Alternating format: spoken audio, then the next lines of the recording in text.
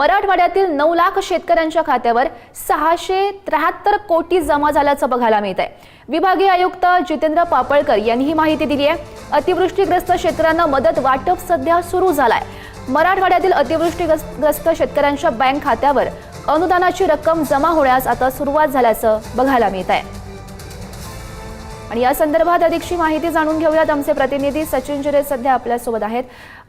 सचिन, मराठवाड्यातील शेतकऱ्यांसाठी ही दिलासादायक अशी बातमी म्हणावी लागेल की जी दिलासादायक बातमी आहे मराठवाड्यातील शेतकऱ्यांसाठी। आपण पाहिलं मराठवाड्यातल्या शेतकऱ्यांचं संपूर्ण काही पाण्यामध्ये वाहून गेलं होतं। त्यानंतर सरकारने पुढे येऊन मदतीचं आश्वासन दिलं होतं आणि ते जे मदतीचं आश्वासन दिलं होतं ते आता शेतकऱ्यांच्या खात्यामध्ये जमा व्हायला सुरुवात झालेली आहे। आतापर्यंत मराठवाड्यातील 20,59,000 शेतकऱ्यांसाठी 1,489 कोटी रुपयाचं निधी उपलब्ध करून दिला आहे। त्यापैकी आतापर्यंत 9,10,000 शेतकऱ्यांच्या खात्यावर 663 कोटी रुपये जमा झाले आहेत। उर्वरित रक्कम ही लवकरच जमा करण्याची कारवाई सुरू असल्याचं विभागीय आयुक्तांनी सांगितलं आहे। कुठेतरी ही दिलासादायक बातमी मराठवाड्याच्या नुकसानग्रस्त शेतकऱ्यांसाठी म्हणावी लागेल। नक्कीच सचिन, धन्यवाद दिलेल्या या माहितीसाठी।